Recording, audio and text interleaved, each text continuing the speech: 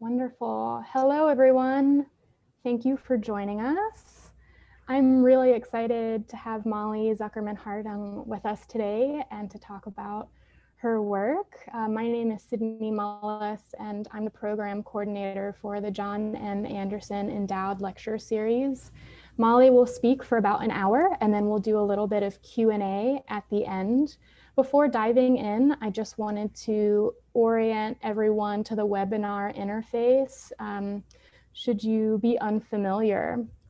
So as an attendee of this lecture, myself, Molly, and Zuji, we cannot see or hear you, but there are two functions that we have for you to interact with us, and that is the chat as well as the Q&A. And if you're on a computer, both of those functions are on the bottom of your screen. If you're on a mobile device, the Q&A is on the top right corner of your device, and the chat is on the bottom right corner underneath the ellipses button.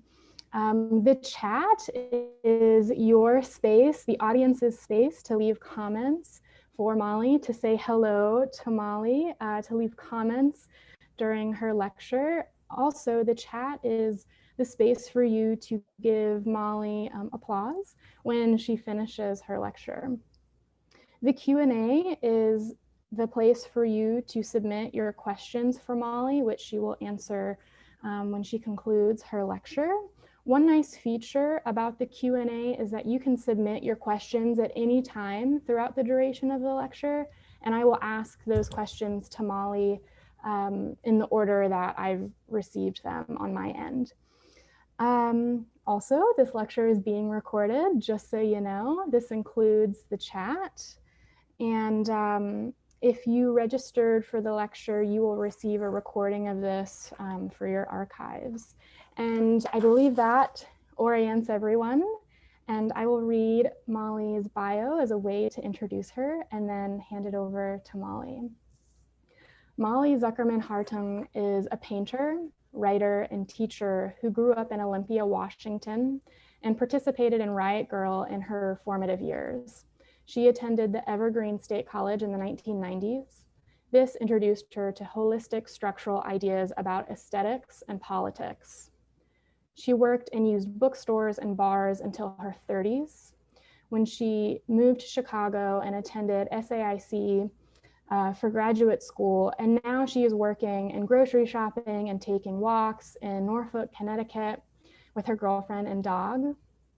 She is opening her attention to weeds and perennials, pattern and repetition, difference, climate change, ecosystems, dolls, Victorian collage and textiles, John Coltrane and Miles Davis, G's bend quilts, the effects of soul lag on humans, high theory, low theory, kitsch, modernism, affect theory, coloring crayons, tissue paper, the parergon, tactility, Simone White, the color of light in the bare woods, and the emotional landscapes of students, friends, colleagues, and strangers alongside whom she lives.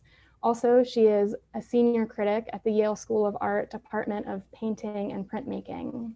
She has shown at the Museum of Contemporary Art in Chicago, the Walker Art Center in Minneapolis, the 2014 Whitney Biennial, the program at Remap in Athens, Greece, Cadell Wilborn in Karlsruhe, Germany, and many others. In 2013, she received a Louis Comfort Tiffany Award.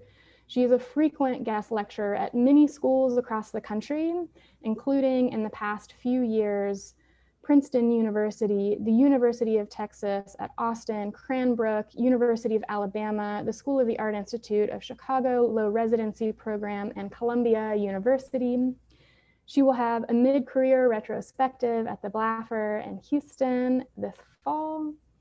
She is represented by Corbett versus Dempsey in Chicago and Rachel Uffner Gallery in New York City. I am very pleased to welcome Molly.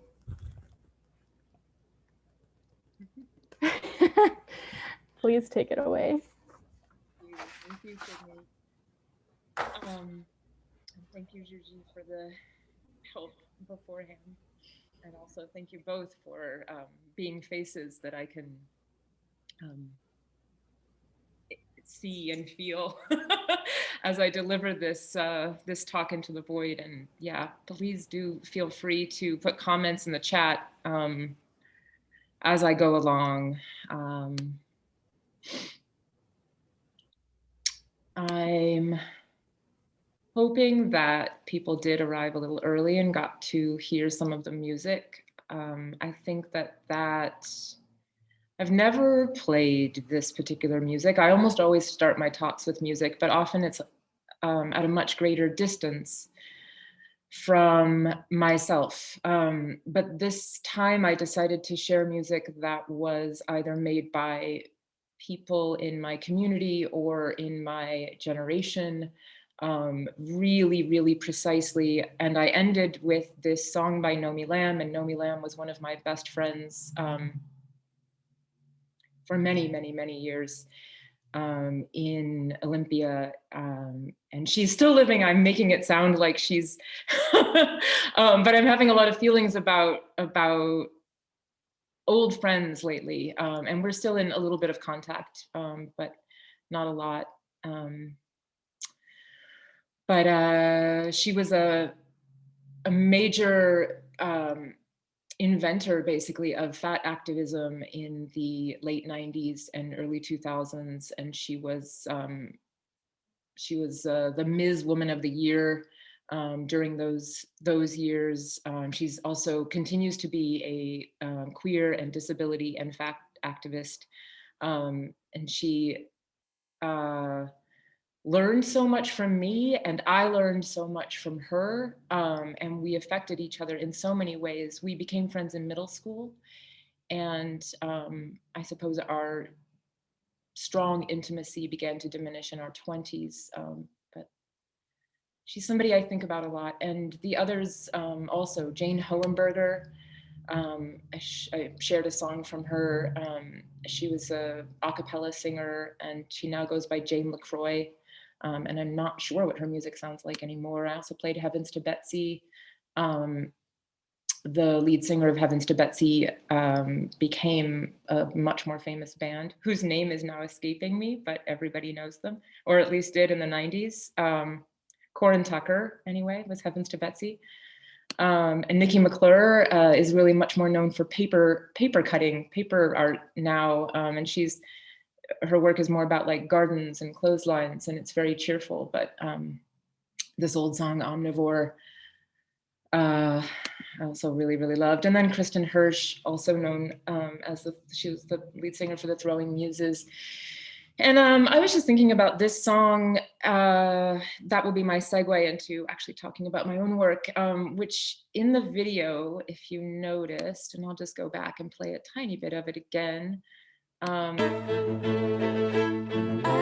going back there anymore.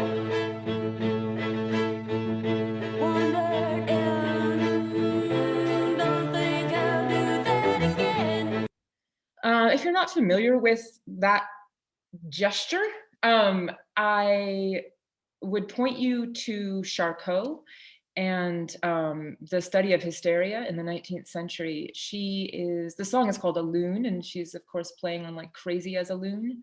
And she's adopting the gestures of hysterics. And these gestures were very performative of women in the late 19th century who were diagnosed as hysteric.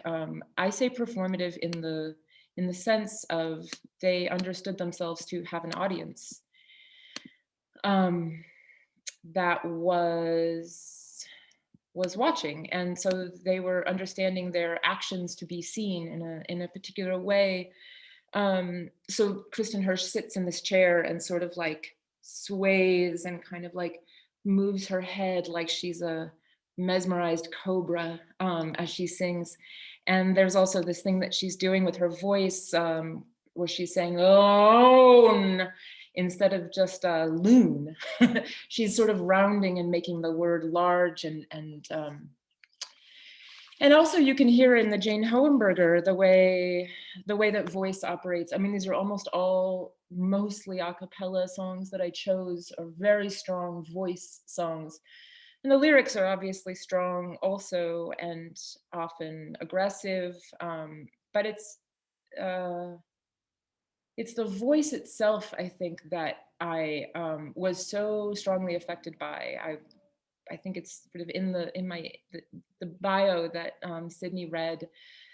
I grew up in Olympia, Washington. I was young during the 90s. I was born in 75. So in the 90s, I was in my 20s. And these were culturally years of a certain kind of affective charge that I have been sort of trying to understand ever since. I was punk and I was a Riot Grrl, and so those meant certain things. In Olympia, they meant different things than they did in Washington D.C. And then punk in Olympia meant something different than it did in New York. There was also a Riot Grrl movement in DC that was quite strong, as well as many, many other cities throughout the US and in Europe. There were also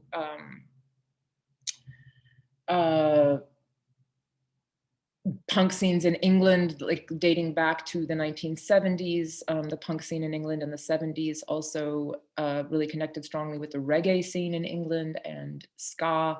So there's all sorts of branches. There's Detroit. There's many different ways of thinking about what punk is or was.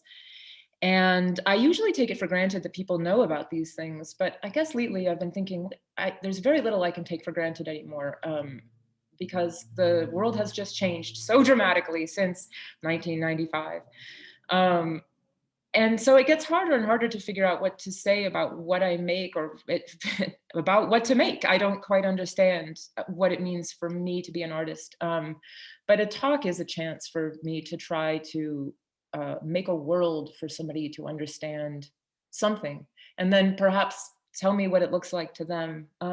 So one more thing about that Crazy Loon, or maybe all of those performances that I shared, is that they were self-conscious in a number of ways, and they were very, and this is true of myself as well, accepting is the wrong word, but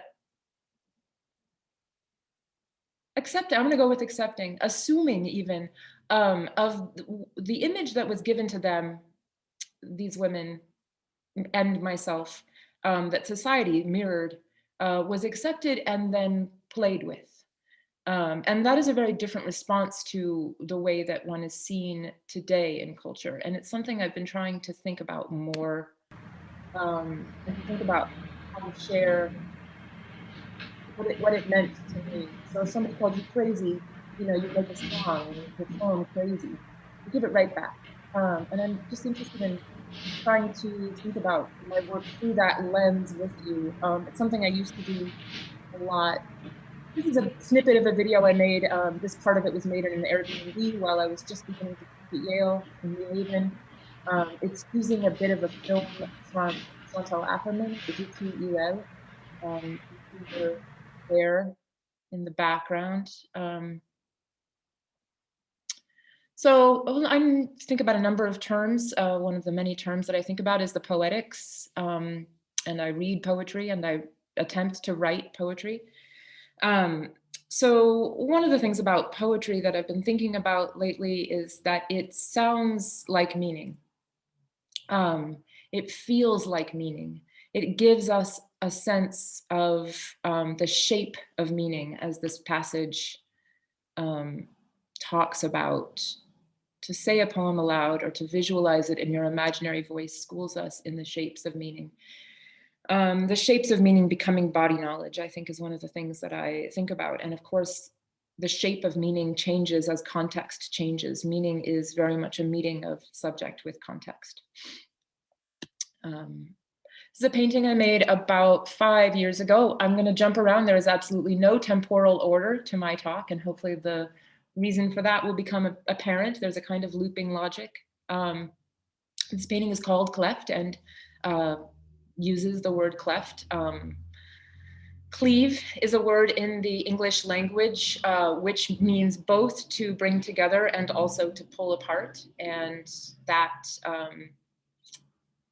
that paradox, that kind of problematics inherent in the word cleave has been continuously interesting to me since graduate school, since reading Moby Dick and thinking about that novel by Herman Melville. So this painting was made maybe 2 years ago in Shelton, Connecticut, and it's made from a quilt. And the letters were cut out and then sewn back in. And the quilt was heavily painted with latex paint.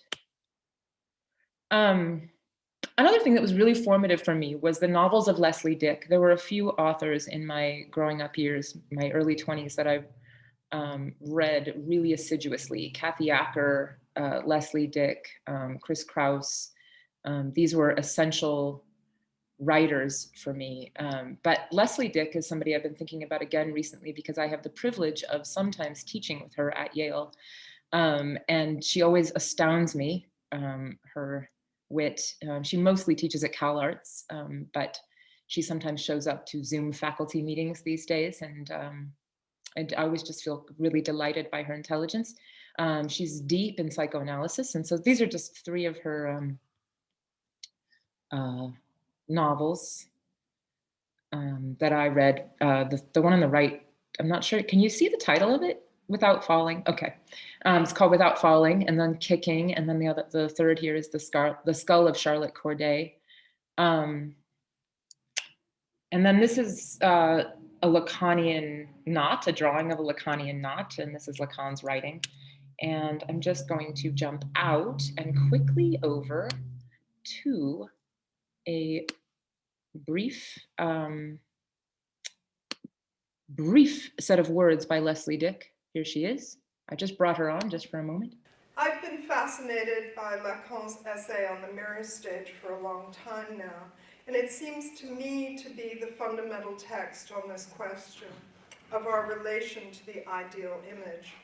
Ideal is in parenthesis there because, in a sense, all images are idealizations. Lacan's clear that the relation to the mirror image produces an idealized version of the child who sees something he misrecognizes as himself. The mirror presents a child with a complete outline, exteriorized, framed, and perspectively situated within a virtual, that is, a fictional space. The child points to the two-dimensional image, symmetrically reversed, incomplete in so many ways, and says, "That's me." Ever after, our task will be to try to line up that image with our own lived real. That's me. Hopefully the resonance of that question or proposal, that's me, can carry throughout the talk. I also, this is shimmer. This is ground.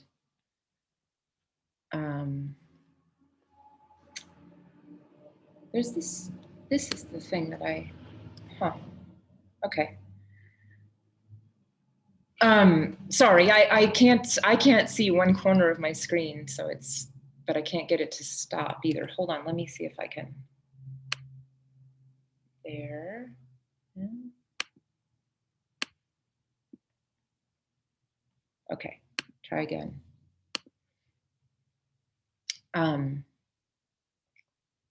I'm thinking about the dialectic, and I have long been thinking about the dialectic between photography and painting. And I think that dialectic between photography and painting maybe helps open up the way that I'm thinking about what Leslie Dick is talking about from Lacan, the mirror stage. So thinking about this ideal image, I think photography functions in many ways like this presentation of that ideal image in our world. And I suppose I've tried to use painting to undo the completeness, the perfection, the idealism of that that situation. So this is from Fred Moten in a conversation that he had with Jarrett Ernest. He's talking about Elvin Jones drumming. He says he hits the ride cymbal and says, "See, for me, that's yellow." For me, Buford Delaney is always connected with the sound of Elvin Jones' ride cymbal. And if I were to think about describing that effect in terms of a particular word, not only at the level of meaning, but also phonically, it would be shimmer. There is shimmer in Buford Delaney's painting for me in the way that there is shimmer in Elvin Jones's playing. And for me, that shimmer is totally bound up with what Samuel R. Delaney calls the motion of light and water. When I hear that phrase, motion of light and water, it's connected to a sound. And then Moten goes on to talk about how that sound is also, and the motion of light and water is also connected to movement. And so shimmer is something I've been thinking about for about 5 years, since Fox and Moses and I go to the Audubon Society beach in Milford, Connecticut, first time about 4 years ago. It sounds unremarkable, coming from the dramatic coastlines of cliffs, caves, waves, and rainforests on the West Coast. My expectations for the Long Island Sound were low. But this thin spit of land, surrounded on 3 sides by salt water, flanked by estuary, is subtly dazzling. It is thickly crusted with tiny empty shells in an array of pinks to mirror the sunset, for which I have found no explanation, but struck me at first as sinister, as a symptom of mass die-off or feeding frenzy, but which now seems to be an effect of tidal movement. The waves are slight, gentle ripples over a seemingly endless shallows. Before dusk even, the shimmer starts, and as the gloaming gathers more and more of the sky up into a vast theater of light, the sea and the sky become undifferentiated, instead a faceted quality, like billions of brush marks or leaves or cuts in a surface, refracting the light and bouncing it between shells and water and sky and clouds in an endless pinball game of light. There's some shimmer in nature. These 2 grasshoppers are tucked into a mullein plant in my yard. I've been making a lot of drawings over the last few years, just of many marks, trying to develop fields. This is a very old work, so this is a way that I used to work, which would be to shred a canvas. And hopefully this dialectic, again, is being set up between the figure, the voice, the individual, and some larger, especially the a cappella voice even, and some larger social field. What Moten calls at some point, maybe I'll talk about it later, the sociality of the senses, a synesthesia, kind of breaking down of the compartments between the senses. So this was an octopus that I made many years ago. This is another painting of mine from about 7 years ago. All of my large paintings hover around or are precisely the size of a double bed. So you can get a sense of that shape.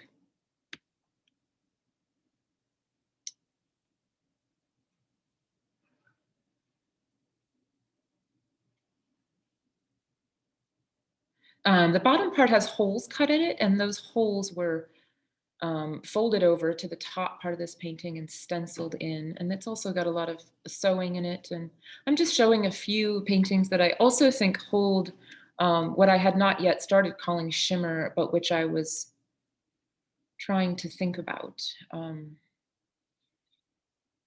Another way I think about this term shimmer that I use a lot, one is that I like the way it sounds, but another thing is that shimmer, but that it maybe holds something of the tactility of color rather than the opticality of color.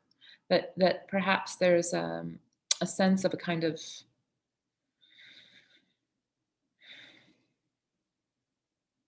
texture. This is a recent painting experiment which ended up in the ground, just trying to figure out how to make paintings in the land, of the land, and starting with things I know already very sort of intimately, like staining and seaming. I'll try to get to this seaming with an A, seaming with an E.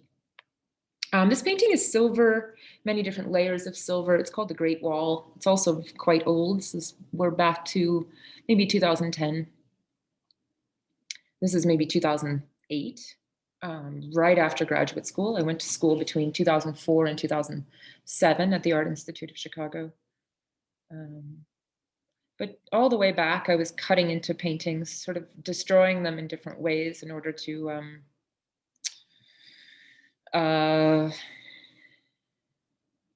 deconstruct.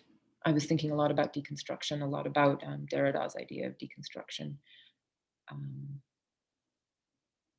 French painters and the ways that they were thinking about deconstruction of a painting. Terms like division and displacement. So this painting is painted heavily on both sides. It's a drop cloth and it's dyed heavily on both sides and then cut laboriously. And I used it in a performance at Oxbow. It was sort of carried around by 4 sticks. Now it's been reduced to 2 sticks. This is my window in Shelton, and I used it for the photograph in an art forum ad for Jennifer Jason Leigh, which was my show in 2017 in Chicago at Corbett versus Dempsey. And it is my sewing machine and a children's bead game in front of my window in Shelton, one of my windows. So this has also offered the scale for many of my paintings for a while. Old painting. At some point I punctured it many times and spray painted the back. So the paint came through. This is a way I worked for at least 3 or 4 years in Chicago, just this sort of tight, small geometric abstraction. So this is like, 18 by 24, the largest. This one also maybe more like 16 by 20. So I would rearrange, paint over and paint over and paint over, changing the colors again and again, just in these kinds of shifting arrays of forms. This painting hung in the gallery at Raleigh Knurk, the first gallery that I worked with in Chicago, just now defunct. And I just hung this flap over it. The flap is part of the painting, and hoped that people would have the guts to lift the flap. Some did, some didn't. This is from the Isabella Gardner Museum in Boston, Massachusetts. We'll see a little more of that later. This is a method that I was using in calling queer. This was one way that I was talking about queerness when I was maybe in the, again, around 2006, 2007, 2008, 2009. I would take a rectangle out of the center of a painting and cut it out with an X-Acto knife and just flip it upside down, and then kind of carefully glue canvas on the back to glue it back together. So you can sort of see the seams there. So there's no sewing, it's all gluing. And I was just talking about a kind of figure ground reversal that didn't require difference, external difference. So this painting and this painting use a similar operation, but between them. So I was thinking about it in terms of, and these paintings are both, this one's slightly larger, but they're both not yet quite that double bed size. So maybe more like 60 inches by 65 inches by 55 inches or something. But again, the rectangle is cut out of the center and then displaced and reversed. So I called it like some kind of a belly operation, what's that called? Like an organ exchange. They had like an organ exchange.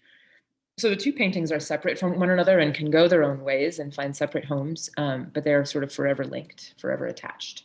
And this theme of attachment in the psychoanalytic sense was incredibly important to me for a long time. It's still fundamental, but I don't talk about it that much anymore.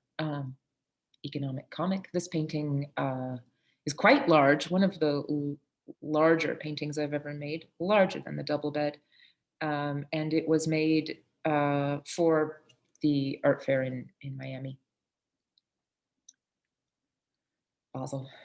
This is a show called, this is the catalog for a show called Violet Fogg's Azure Snot, which is one translation of a line from Rimbaud's Bateau Ivre, Drunken Boat poem. And you can also see my name is translated again and again here. So we've got like Wonderbit, Snogs, Asterclot, Moldy Suckerbird Shut-In, Vehement Smog, Azure Will Slot. The gallery at Corbett versus Dempsey, everybody who worked there just sat around with me and came up with these names. So no algorithm was used, no computer technology was used. But I did want it to have this quality of endlessness. So as you can see, the text extends on all sides off as though it goes on forever, as though perhaps it was computer generated, but each word was carefully thought through and debated and discarded or kept in a constant translation of Violet Fogg's Azure Snot and Molly Zuckerman-Hartung. These are paintings from that show. It's a drop cloth with the other half of the drop cloth stenciled, cut and then stenciled onto it, and then gestures happening on top of it.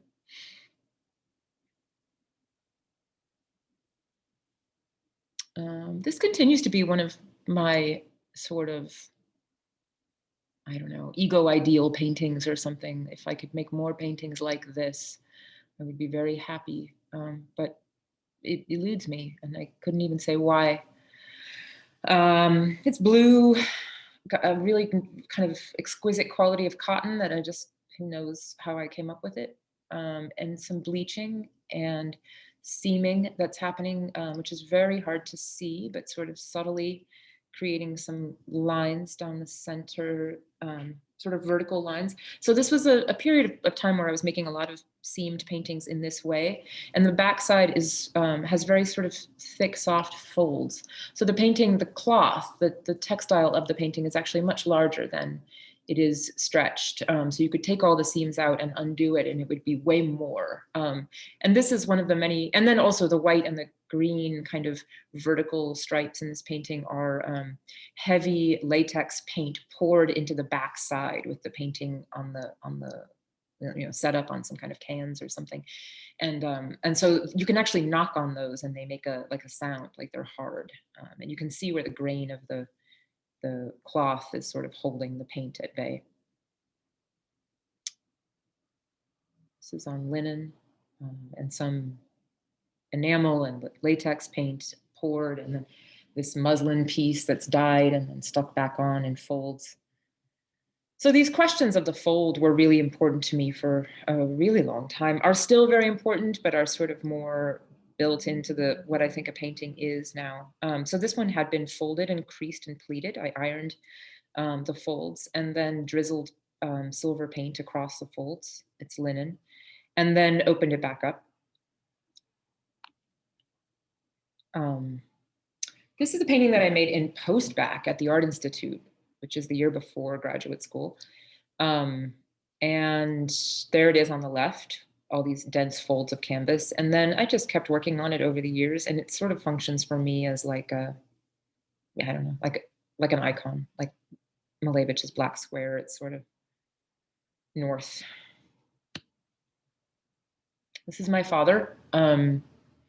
He's wearing a blanket that I made for him.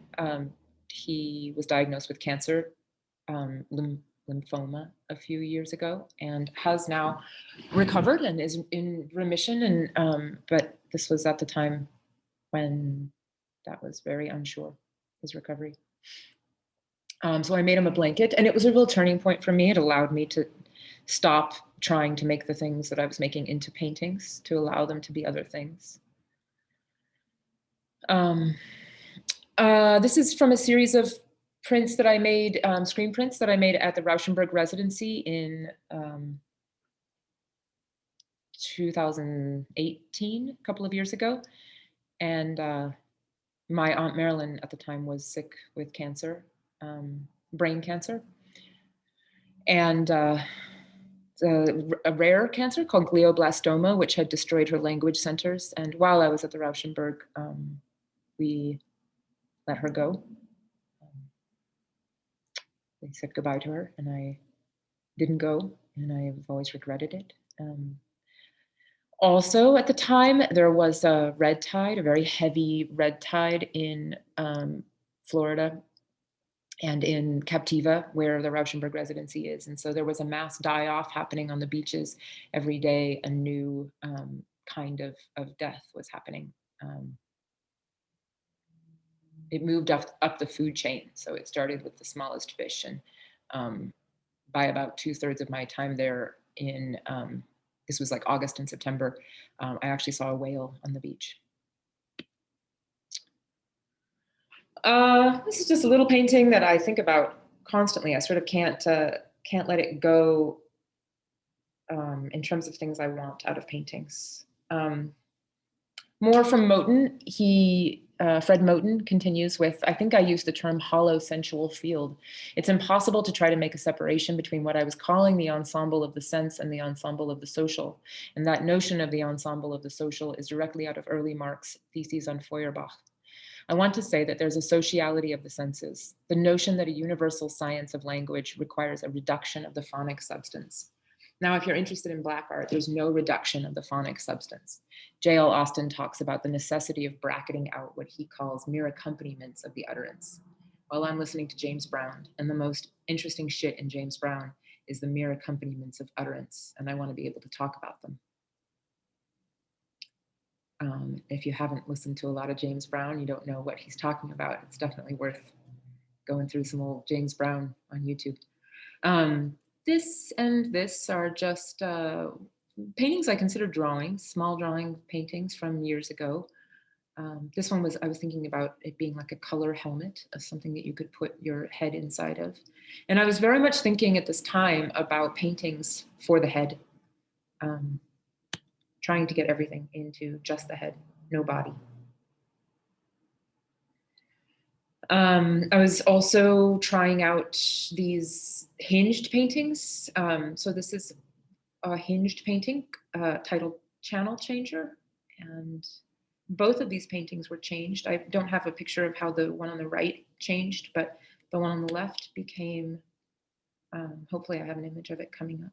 Here's another space. This is my Chicago studio. And I was trying out a kind of model for a museum, thinking about that space underneath the colored textile there as being a museum.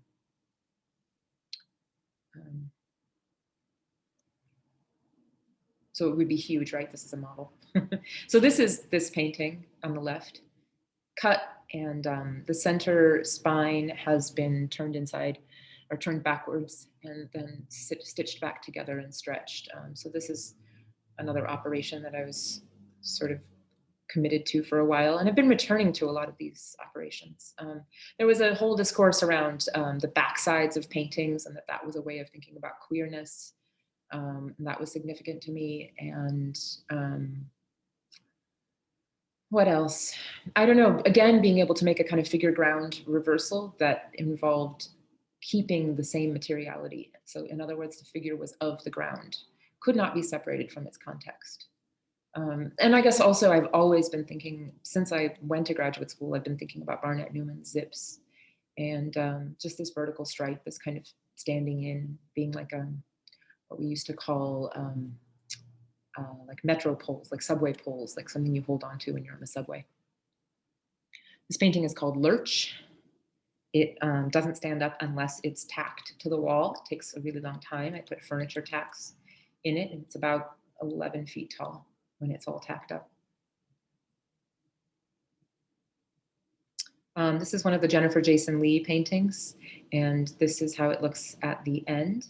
And then this is slightly before the end. This is a process sequence, but in reverse. So we'll move back in time.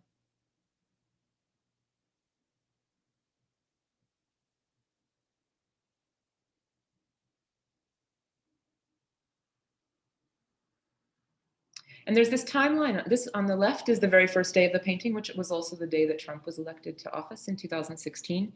And on the right, you can see a timeline that I glued onto the right-hand side. It's yellow and pink and green and blue, and it came out of a children's book. And it's a timeline that goes back to the prehistoric, to, I don't know, Mesozoic or something, billions of years in the timeline of the planet. And in the process of gluing that on, I became very dizzy and had to lie down for about a half an hour that day. That day was a very crazy day, thinking about how much could happen in a day and in a short time span in relation to the long time span of the planet. There's a drawing of that painting in process. This is also from, it's called Power Pour. You know, actually it's not, it's called Queer History Painting for the New Queer Subject. That's what it's called. Power Pour is on it. It's also part of the Jennifer Jason Lee paintings. This is an in-process shot of a painting it's called Notley, Notley. And it was in the 2014 Whitney Biennial. There it is in its finished version in Michelle Grabner's floor. You can see it's sort of shredded again, that shredding. So it's always very similar operations. They're not huge variety. There it is on the floor with Amy Stillman and what's his name's dog dishes. My Amy Stillman and Pam Linz are over there on the left. They're sculpture and painting. And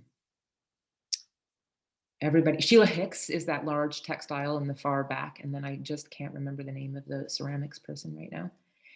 Also over to the right is Louise Fishman, and Jacqueline Humphreys is behind me here.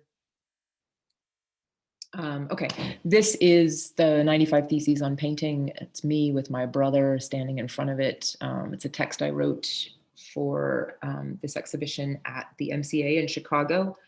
They gave me a little room. It's called 12 by 12. And so I wrote this text for it. And I think I have it and I can put it in the chat later. You know, it's around if anybody's interested. Yeah, so I was sort of excited to have an institutional space to put them on the wall. And I was thinking about the 95 Theses, historic 95 Theses, Luther.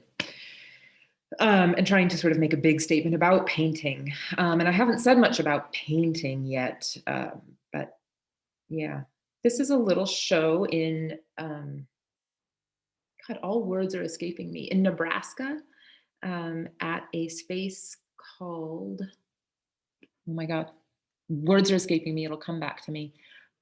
Charlie and Nancy Friedman and Friedemann, they're a couple with close to the same last names, run this, it's called something like Fiendish Plots, that's what it's called. So they gave me the space to put on this exhibition, and because I had to pay for shipping, I made all of the work unstretched. And so here is that exhibition. These two pieces are without cuts or seams. And these four pieces, actually, there's a double layering of two paintings there on the lower right. But they're all heavily seamed.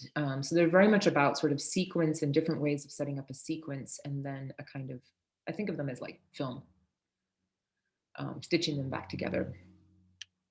Lots of little processes going on in those. This is my show from a couple of years ago at Rachel Uffner called Learning Artist.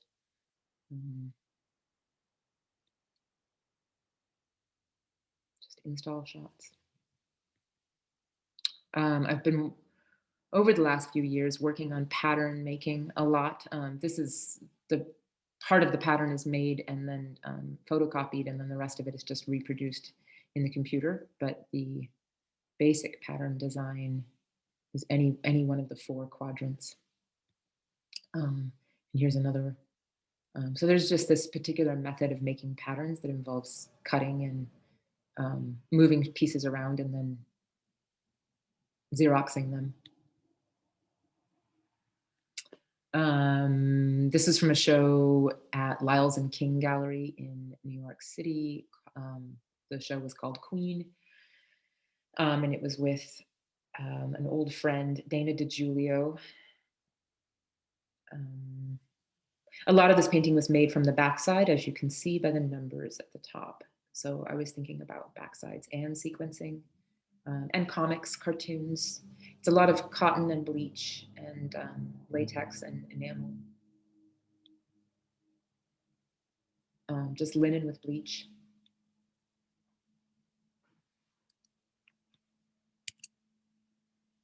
I'm just wondering, I can't see, there it is. I can't see the chat. I'm trying to, okay, good. Slater Kinney, somebody on the chat said, Slater Kinney, thank you. God, the things you forget. Okay, I'm gonna go back into the void. It just becomes even more of a void when I'm got all the screens up, so. All right, flying through.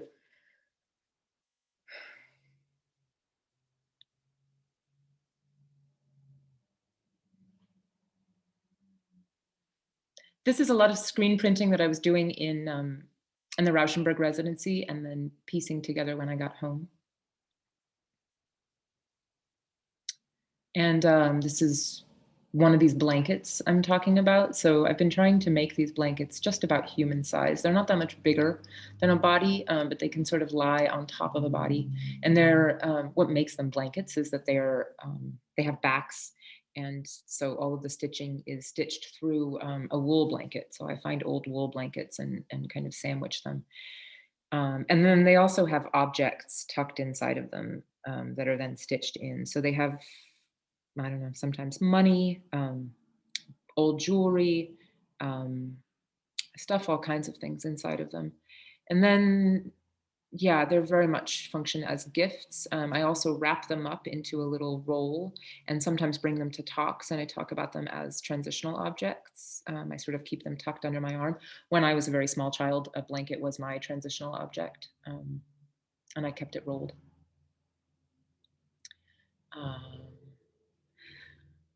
I do a lot of drawing, and I think a lot about drawing, and I teach drawing, and I guess by that I don't mean, again, photographic drawing or rendering, or it's very much just about gesture and line and kind of play. I often just end up with kind of branching forms. I think about those Annie Albers drawings of weaves a lot. And so I think of this as a drawing and pieces like this. So again, with the folds and the seams and the using the paint as a drizzled line, which then glues the seams or the folds together. But so this kind of bunching or pleating or and a lot of these tensions, I guess I'm just showing a detail of this one, which is again around that double bed size. And this is much more recent. This is from Connecticut. But yeah, I guess I would just say a lot of what's important to me about these textile paintings is the kind of density of pattern and the sort of like looking at and thinking through material and pattern and culture as it kind of is shown through pattern. So I start doing research on, Scandinavian textile designs or African like Dutch wax patterns or, certain modernist pattern making or, the polka dot and the history of the polka dot or the history of the stripe or just all of these sorts of ways. And I think about them in so many different ways, but also the material. So it's really important, these kinds of strains and stretches, because I'll use many, many very fine, thin, like silks and polyesters and very lightweight materials stitched to much heavier materials. And I'm really interested in the kind of dissonance or disjunct between them. The strains and the tension and the bunching and the bulging. And maybe I'll say a little more about bulging later. I also really love to put them in front of windows. So this is again in Shelton, in this big warehouse loft that Fox and I lived in Shelton, Connecticut for a couple of years. For a long time, it was just like hot plate, and I would take showers at Yale. I had the key to a bathroom in the basement of the sculpture building for a while. And but yeah, so I would try them out in front of windows. I think of them as being like more like stained glass. So then there's a lot of paintings that I called dirty windows. I'll show a few of them. Again, the window is the sort of the metaphor of the painting, and it very much operates as the transition between into modernism, right? So there's like Rosalind Krauss's Grids essay where she talks about the window and the way that the window becomes the painting itself. You can see this very much in Matisse paintings, where he's painting the view out the window, and you just feel the structure of the frame of the window as a kind of structure. So, but idea of dirty windows, I've actually had just, many dirty windows, but also at the time I was thinking about what was outside the windows. Everywhere I went, it was a hugely transitional time. I moved from Chicago. I lived in Tennessee, in Knoxville, Tennessee. I was teaching there for a semester. Then I went to Miami and did a residency for 6 weeks. Then I went to Baltimore, moved to Brooklyn, and then I was commuting to New Haven all the time and staying in Airbnbs in New Haven and teaching at Yale. And then I moved to Shelton, Connecticut from Brooklyn. What was outside my window all the time was a demolition site. It was shocking how many demolition sites were outside my window. And so just thinking about the window, both as a reality and as a metaphor, about not feeling secure inside, about the kind of broken structures of home. And I mean home in the sense of the self, or the sense of where one belongs, or in the sense of one's actual house. So there was a lot going on for me with the dirty windows. There is the demolition site out of the Shelton loft. So this was I forget what they call them, me in language. It was a highly toxic waste site. It was where they had done like metal painting of a particular kind. That was really significant in the 20th century, like many bicycles and things were painted with this kind of metal that the paint gets embedded in it. And so the whole site was incredibly toxic, and we lived there throughout their cleanup. A super fun site. Thank you, Anthony. Exactly, a super fun site. That's not a funny term, but yeah, total biohazard.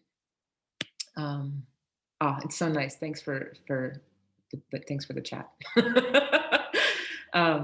Okay, so a few more dirty windows. So you can see very structurally, it's the seams that make the ridges of the windows, and the painting or dyeing or bleaching or all three is happening both in the inside the rectangles, but also working to unite and create a unified picture plane across the window. Okay, I'm going to speed up. I'm going way too slowly.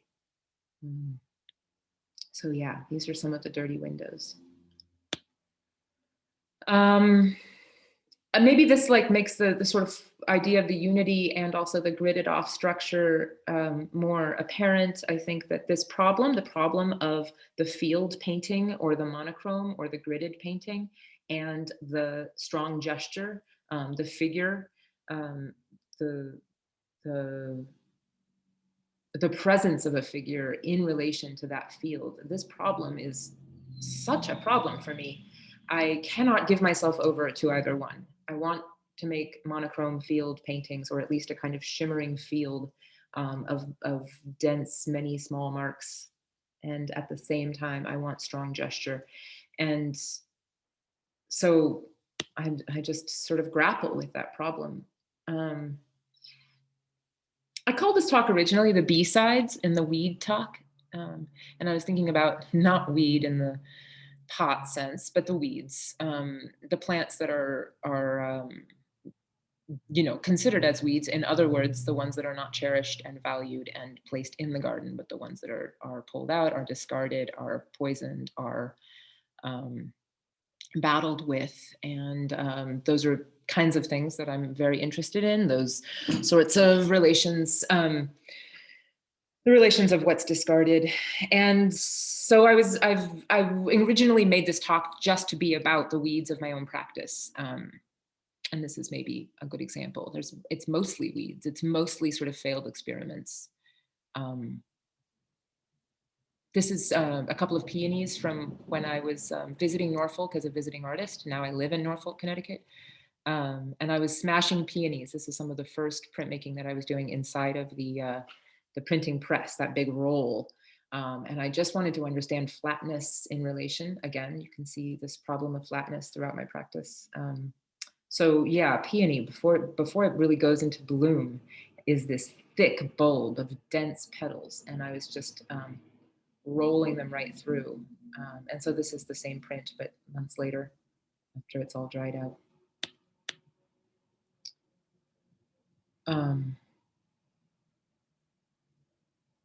Just to say, ideology, something I'm thinking about, something we're all thinking about all the time. Here's a weed. Perhaps this is another weed. More weeds. Yeah, the Isabella Stewart Gardner Museum in Boston. Just a few photographs from it. It's a very interesting space to me for so many reasons, but very much because it's about a personal collection. It's a way of thinking about places that art might end up, and it's the longer that one is an artist who shows in galleries, who makes sales, the more I think one has to contend with. You can't have a kind of naive or reactive. Oh, amazing. Nice. Did you go a lot? Geez, I would go all the time. If one's name is Isabella, one can go for free also, which is such a funny move on her part. I mean, of course, it's very much about privilege. It's very much about like Orientalism and all kinds of exploitative and colonial. There's just a lot to think about. Yeah, it's a fascinating and beautiful, beautiful place. So I had a lot more images. I pulled a lot out because I knew I was going to go way over time anyway. So back to my own work. I think also just thinking about the ways that art appears in the home period, because it is her home. And the home that I live in now in Norfolk, Connecticut used to be it's the house that Fox and I bought together. And it used to be a Jewish commune. This is still in the loft in Shelton. Just little experiments. But we play a lot, and you've seen a few images of like dense yellow wallpaper and things. Another drawing. So this is a little bit on space. There's another one of those hinged paintings. The part on the right is mine, and the part on the left is Fox's. We've tried out little collaborations before. We're both too strong egoed. We're both incredibly insecure and incredibly pushy and confident, and we really don't work well together. But we find ways anyway. I really believe in collaboration and all of its difficulties. It's almost more important when it's difficult.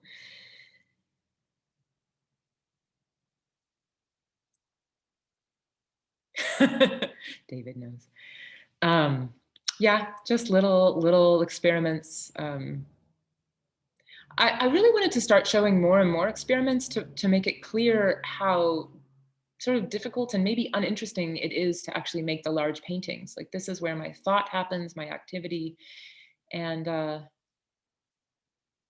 you know, what are these? They're just, I'm thinking about space. I'm thinking about materials. I'm thinking about objects. I'm not trying to make them perfect or good. I'm just thinking about them. This little piece, actually, I didn't show the image of it, but this was one of my very first Zoom classes last spring. I started making this little installation while my students were on that screen that we're all looking at now, so that I could sort of have a visual, virtual space, and to sort of think about and meditate on that space. So I just started painting this board blue while they were drawing, and the class is called Space and Abstraction, and the way that we had to move into this abstract space. And so I really started thinking about these. I've been making these little folded paper chairs and photographing them in lonely spots for many years, but I started making little rooms for them. I guess I just think of the little chair as a kind of contemplative object. It's a very simple folding exercise. It doesn't stand for too long, but it gives me a sense of the scale of a space, and it can also completely transform the scale.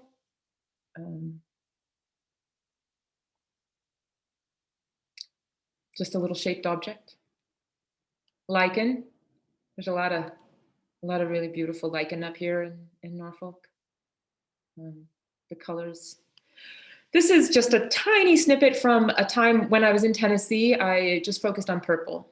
And I ended up being involved in a show that was about schizophrenia. So I did a lot of research on schizophrenia and thinking about the history of ways in which schizophrenia has been used and the actual conditions that people live with in schizophrenia. So it was really purple and schizophrenia in this time period where my focus is. And then this is the end installation for that work at that time. This is part of a huge series of drawings and paintings that I was making at the time that was just about trying to hold on, trying to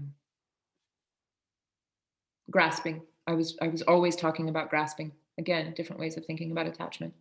I was probably feeling incredibly unhinged, lost, trying to figure out how not to be lost. This is from the Learning Artist show in the last, so it was made in Shelton about 3 years ago. Same.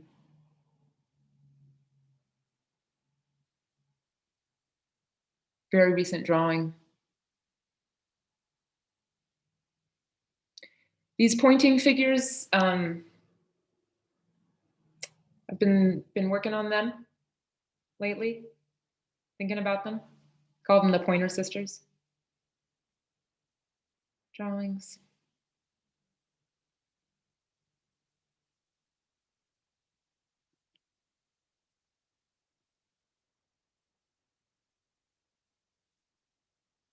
That's the wallpaper, one of the many wallpapers in this commune that we bought. Another of those models.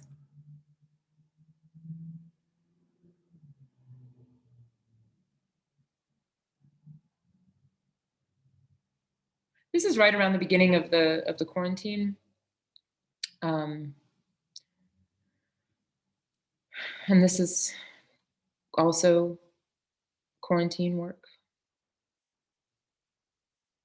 I've been trying to get back into oil paint in the last 8 months, which has also really disoriented me. I had used it for so many years and then stopped using it. And so this is older, and you can see all of the sort of classic things that I continue to work with, the staining, the seam and the center, but it's called comic relief. And I was thinking about just the joke of the extrusion of the bulge, the three musketeers or stooges or any of the kind of trinities of goofballs, and the way that relief operates as relief, as like a kind of release of the tension of flatness. Again, drawings. So these figures, when they're not pointing with their arms, they still have pointy noses, high heels. I don't know what to make of them, and I don't know if I'm even like going to continue with them for very long, but they're really occupying a lot of my time. This painting is called New England Permaculture, and it's just a kind of experiment with sort of talking and thinking more about eco-aesthetics in the largest sense of that. And it's great. It's on the internet somewhere. And a young fellow found this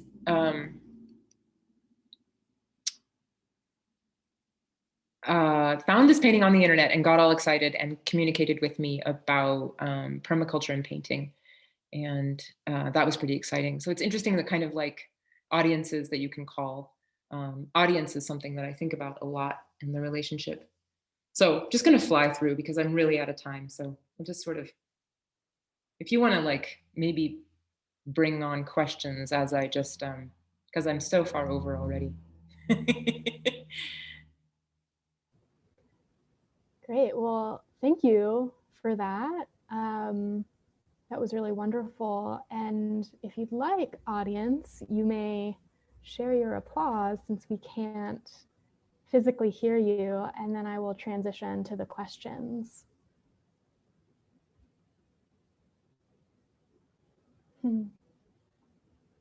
Okay. So while applause rolls in, there's a question from Chris Staley. He asks, can you talk about the relationship between our ego and creativity? Our ego. Yeah, our. So in other words, a collective ego? Perhaps. Huh. The relationship between our ego and creativity. That's such a like specifically phrased question. I also picked up on that pronoun. Our. Huh.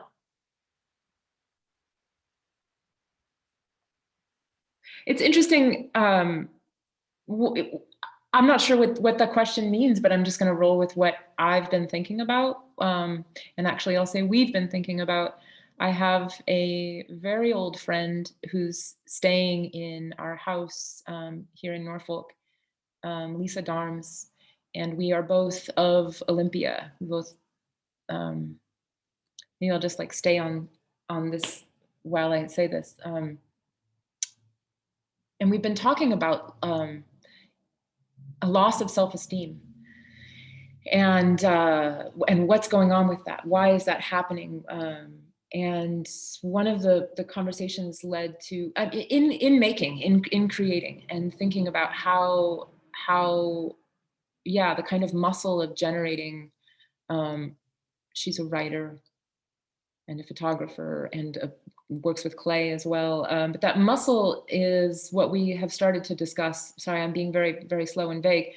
Is the sociality of it, the collectivity of the muscle of creating, that it's so much about a relationship to audience and to others, and not audience in some kind of passive, unknown way. But, you know, I always talk about how punk was, I mean, the classic story is like 7 people attended the first Sex Pistols show and they all started bands. Like that is the story of punk, is that it was so much about like, oh, you can do it like that. Oh, I can do that.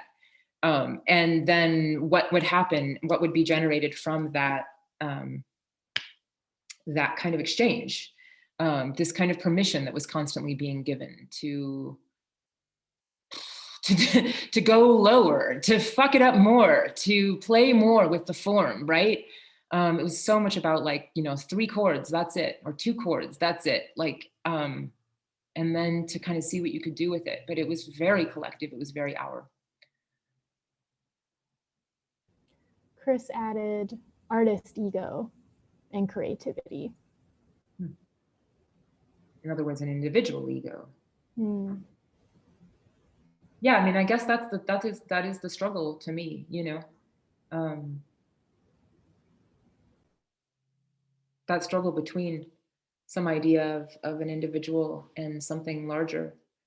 I think it really speaks to ways in which I perhaps fail at being an artist in the way that one is supposed to be an artist in capitalism. I do the best I can at it. I'm always trying, and then weirdly, I'm sort of like, I don't know if I'm going to hit that note. And it's funny, there's another question here. What music do you listen to recently? I mean, I hate to sound so defeatist or defeated, but I don't really mean it as defeat. I sort of mean it as like desire and the kind of like endless longing that's not, yeah, that's not satisfied. And the question, what music do you listen to recently? I mean, I don't listen to a lot of music. When I listen to music, it gets very intense and overwhelming and exciting. And I don't much tune into recent music. I have a few old friends, including John Corbett, my gallerist in Chicago, who send me music. So there are certainly things that I will suddenly tune into. Recently, he's been turning me on to this, which is the Instant Composers Pool, which is just like a very sort of exciting, but older, like 60s to 70s, right? Improvisational group. These are the curves. These are paintbrushes that are made into magic wands, but these are curves. I made a lot of curves while I was using the shower at Yale. I would go upstairs and use the bandsaw to make curves. Louise Bourgeois' Woman House. Do we have more questions? Let's let's see. Feel free to put your questions in the Q&A function. Wilma says, following that statement, can you discuss that relation with music a bit more, or perhaps the audience? I was very interested in that discussion about sociability.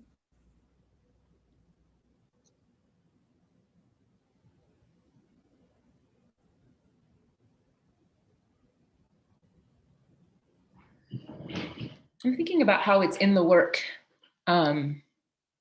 because there is this chair, right? I mean, it's interesting. I've been trying to think about these little room pieces, these little spaces, and the pointers, and the relationship between the rooms and the pointers, or the spaces and the pointers.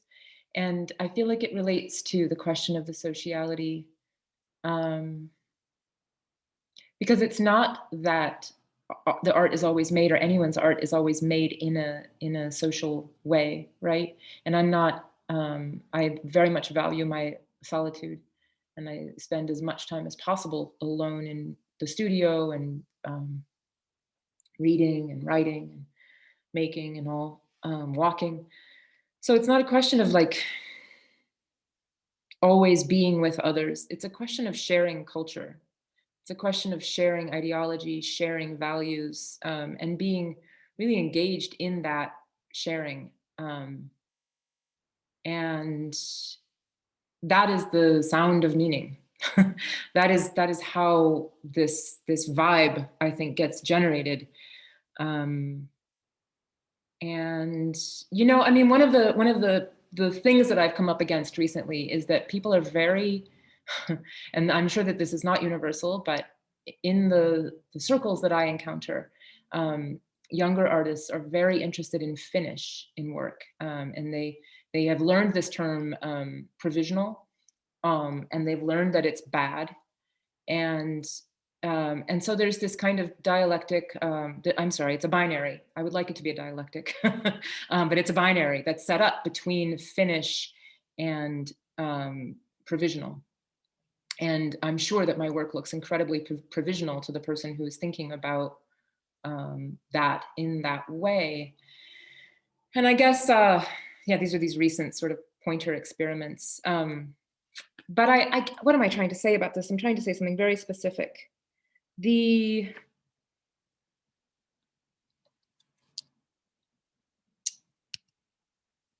I'll come back to this. The question of the provisional is about the contingent, and the ways in which everybody and everything is actually contingent upon or dependent upon everything else. And I guess perhaps the fragment is another way to talk about the provisional. Perhaps talking about not being able to see all sides of everything is another way to talk about it. Being stuck in one's position and not knowing everything, and not having to know everything, because others will know that, and I can ask them, and they will generously share what they know.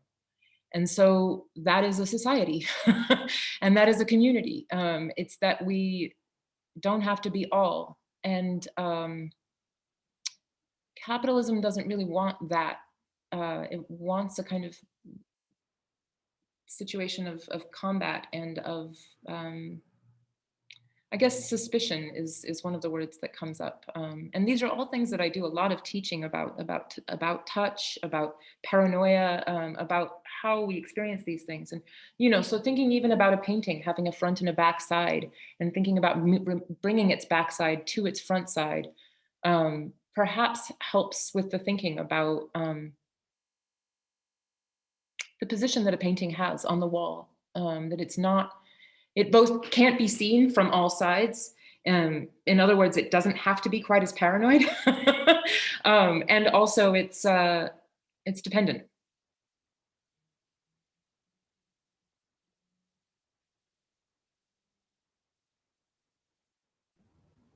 Okay.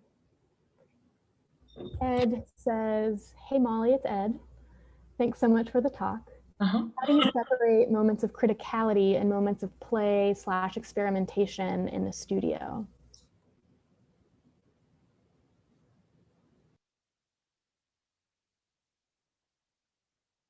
This is probably not the answer that I should give, but it's funny what that makes me think about.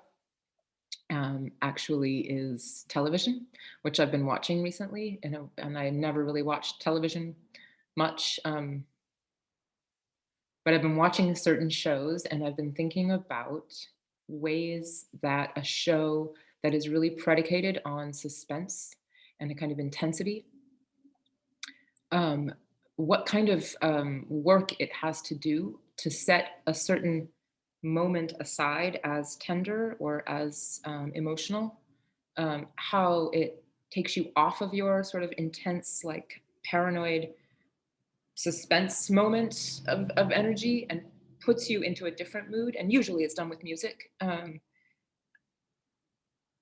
I guess I've been thinking about that. I've been thinking about like realizing, oh, the show wants me to feel the tenderness right now. And yeah,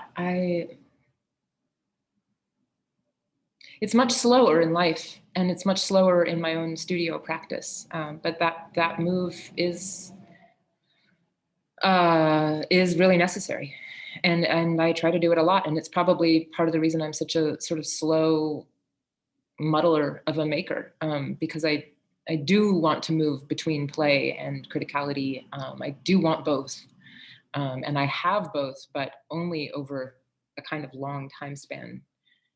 So yeah, it's a really good question, but I don't sort of have programs for it. I've seen like amazing talks by Charlene von Heil where she talks about how she programs herself. She sort of sets up like, I'm going to be sad now. And she like does it, you know, plays the right music and looks at the right pictures and just puts herself into sad mode, you know? And I guess I'm just like, I don't know.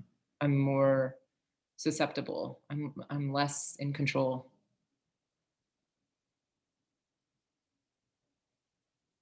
Thanks, Ed. Come on, give me one more question and then I'll let you go. The questions are the reward, the gift.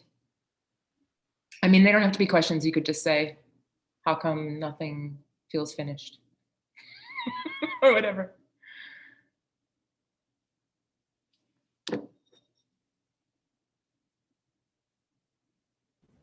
I'm looking at the Q&A box. I have a feeling someone's typing for you. And in the meantime, I hope you take a chance to look at the chat. There is a lot of lovely applause for you. Cool. The question came. Oh, 2 questions came. Chris asks, as a teacher, how do you get students? Oh, okay, a flurry of questions. As a teacher, how do you get students to ask questions?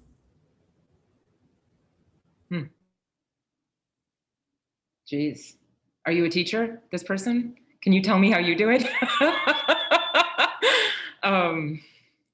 Gosh, how do I? You know, actually, this is what I think, what used to work. And I have a lot of like old school teacher friends who we talk about this, and this is not like, you know, insult the youth comment, but it's a little bit like, it used to be that artists who were also teachers who were also artists could just be cool and not say much at all. And the young artists really wanted to know what we thought, you know, you had to like, I mean, this is how I was as a student, you know, I was like obsessed with my teachers. Shout outs, Judith Geichmann, Michelle Grabner, Galen Gerber, Suzanne DeRamus, Hamza Walker. And I mean, Lane Relier, I like followed these people around. I mean, I like emailed them all the time. I just had major crushes on them, and I wanted to know, what is it that you have to teach me? And I felt that they were elusive, right? Like, and they would talk to each other in crits, and they would say words I didn't understand, and all of that was so like, I was like, I want to know. It made me hungrier and hungrier. And I feel like, and this is probably just me, and I really want to be told that I'm wrong, but like, old people don't seem cool to younger people anymore. And so like the way, I don't know. I mean, I don't know if we are. Like, I think that there's like new ways coming, you know, there's like younger generations are making a whole new world, and I am really like dazzled by that world. And so maybe the gestures and the questions and the proposals and the performances that we've made are not relevant, you know, because I would just say that a lot of people don't ask me a lot of questions in the way that I definitely was desperate to know. On the other hand, like my method is often to, yeah, thanks, Stephanie. And I don't need to be admired that way. That's not at all what I'm saying, really. But I guess on the other hand, I would say that I do try to set up really baffling situations most of the time as a teacher. I try to set it up where I'm like, we're all in the dark here. What are we? I try to set up something where learning in a kind of like urgent way can take place. A way where it's not about me, the teacher, has an answer. So I guess that's the paradox of it, right? I'm not saying I'm going to have an answer and you should ask me. I'm wondering what our questions are. and it would be nice if we sort of all felt that they were our questions. That's really, that last line's very beautiful. Our questions. Tyler asks, can you further discuss the meaning of purity in your work or lack thereof, thinking about ongoing quest for meaning, deconstruction, reconstruction? Purity, Tyler. You're funny. What do you want to do with that word? That's like this old modernist word. I mean, God. Well, here, I'll just maybe flash this. I've been using these terms, division and displacement, which are coming from this As Painting book, which I'm pretty obsessed with. It's a show that happened at the Wexner, in the late 90s, I believe. And it's already a kind of deconstruction of painting and kind of thinking about how painting is doing philosophy. And so I guess that would be the moment of painting that I'm the most like enraptured by, but I do get pulled back into, and I think I've mentioned the monochrome and the shimmer, and that's probably part of where the purity question is coming from. I get pulled back into a desire for that as well. And an anxiety about that. And I guess, you know, it's subject position, right? Like I didn't go into all the subject position thinking, I was hoping that the Lacan mirror stage would be enough, but you know, I called the show Jennifer Jason Leigh, for example, which was this whole thing about, I don't know, being a brunette white girl. You know, like if I just like see another white girl in the street with brown hair and she's got her back to me, I think she's me. Like it's this total, just like this like dirtiness of subjectivity. Dirty is the wrong word, but I think it is the thing that is not the purity, that is not the autonomy. It's the sort of messy, contingent life, relational stuff that I get pulled back into, I think for meaningful reasons, because we live in a society that is very concerned with representation right now. And I'm not wanting the kind of static ideas about representation. I'm wanting a kind of messiness of self and other, and a kind of like ongoing dialectic of how we actually become. But anyway, that's a super messy answer to a question about purity. I can't, and I don't know who could, you know, whatever that universal subject was is very gone. That is my simple answer.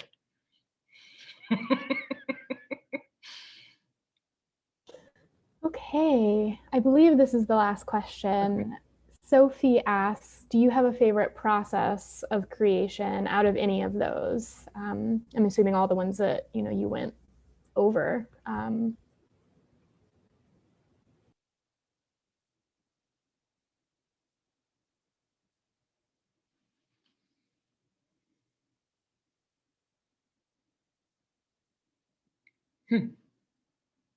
A favorite.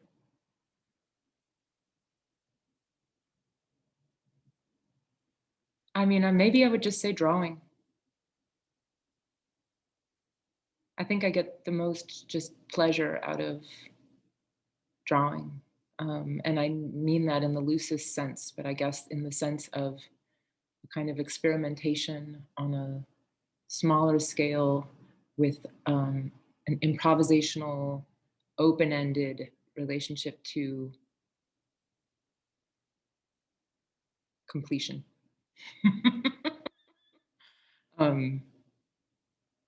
But with a set of constraints, you know? Mm-hmm. Mm. Oh, another question. Okay, this will have to be the last one. Right? Okay, sounds good. I would love to keep talking, but for the sake we're all, yeah. of the length of this recording, I guess, and also the class that is coming up, I would like for you to have a break in between. Ed asks if I'm allowed to ask another question. Is there anything currently in the room you're in that you're extremely excited about? A book, a mug, a painting, a chair?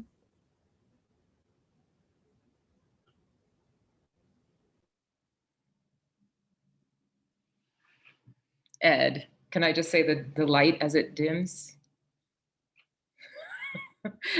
That's an answer just for Ed. He knows about that. No, there's a number of things in this room that I'm really excited about that I've made. I'll show you one.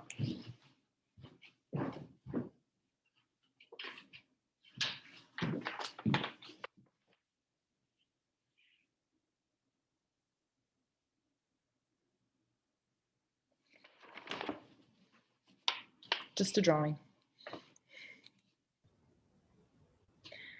That's a lovely way to end. Thanks. Thank you, everybody, for coming. Yeah, it's really a pleasure.